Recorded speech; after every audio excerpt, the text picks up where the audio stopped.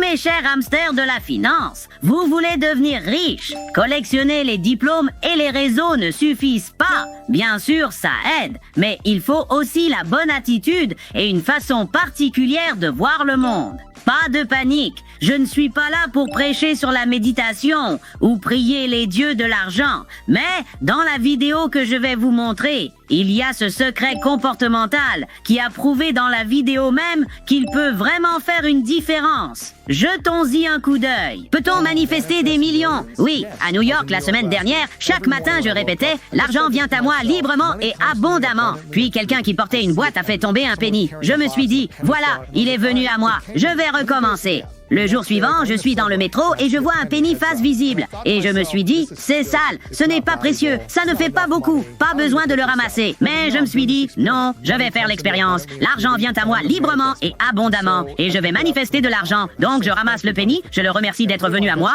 je le pose sur ma table de chevet et je n'y pense plus. Le lendemain, je regarde ce penny et je remarque quelque chose. Il y est écrit 1945, ce penny a 80 ans. Je me dis, hein, c'est unique, je n'ai pas vu un penny aussi vieux depuis longtemps. Et je le retourne et je frissonne en y pensant, je remarque que c'est un penny Lincoln. Alors je google valeur penny Lincoln 1945 et un vient juste de se vendre. Devinez à combien? Aucune idée. 4000 $. Pas possible. En ligne, il y avait plus de valeur dans ce penny que ce qui apparaissait à l'origine. Et tout ce que j'avais à faire était d'être prêt à le chercher, prêt à le ramasser et à dire bien reçu, merci. Avouez, il y a un petit côté magique à cette histoire, non? Je ne sais pas vous, mais je crois en ce genre de coïncidence. Parfois, l'univers répond à ceux qui sont ouverts et reconnaissants. Croyez-vous en ce genre de magie? Partagez vos pensées dans les commentaires.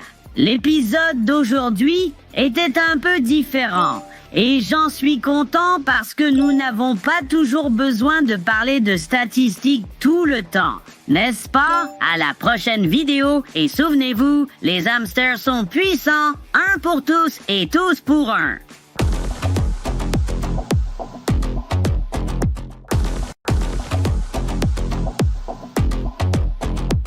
Hey, mes hamsters fans de finance! Pensez correctement, c'est la clé du succès. Il ne s'agit pas seulement de bosser pour de l'argent, mais de créer de la valeur. Une valeur qui compte vraiment pour les gens. Et crois-moi, c'est pas du tout la même chose. Tu veux apprendre à penser comme un requin du business? Eh bien, t'as de la chance, parce que j'ai trouvé une vidéo qui explique tout ça avec des exemples ultra simples, façon enfantin. Installe-toi bien, on va regarder ça. Il ne faut jamais payer ses enfants pour faire leur lit, ranger leur chambre, faire la vaisselle, sortir les poubelles ou faire leurs devoirs. L'argent doit venir en échange de la création de valeur. Ce que font les parents, en général, c'est dire « Mes enfants font une liste de corvées et je leur donne de l'argent de poche. » Mais l'argent de poche ne leur apprend rien sur la création de valeur. D'accord? Alors maintenant, c'est de la valeur, parce qu'ils aident à la maison, donc ils contribuent. Le problème, c'est que la moitié de ces corvées ne devraient jamais être liées à de l'argent. On appelle ça des attentes. Oui, des standards. Exactement. C'est pour ça que le système de corvées ne fonctionne pas dans un premier temps. L'autre moitié des tâches, par contre, devrait être présentée comme un menu d'options pour gagner de l'argent. Et ça devrait être illimité. Oh, d'accord? Et donc on appelle ça des missions. C'est ce qui marche le mieux dans toutes les familles. Dès que ton enfant commence à chercher des moyens de créer de la valeur à la maison ou dans le quartier, on appelle ça des missions communautaires. Là, il commence à voir le monde autrement. Pas en se demandant qu'est-ce que je peux obtenir, mais qu'est-ce que je peux apporter aux autres. Et ça, c'est le vrai secret pour devenir vraiment compétent financièrement. N'est-ce pas une approche intéressante? J'aurais adoré qu'on m'explique les choses comme ça quand j'étais gamin.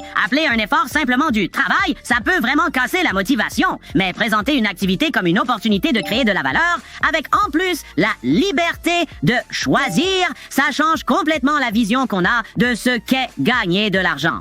Voilà donc une autre astuce psychologique qui pourrait bien booster vos revenus. Vous en connaissez d'autres? Partagez-les en commentaire. À la prochaine dans le prochain épisode et souvenez-vous, les hamsters sont puissants, un pour tous et tous pour un.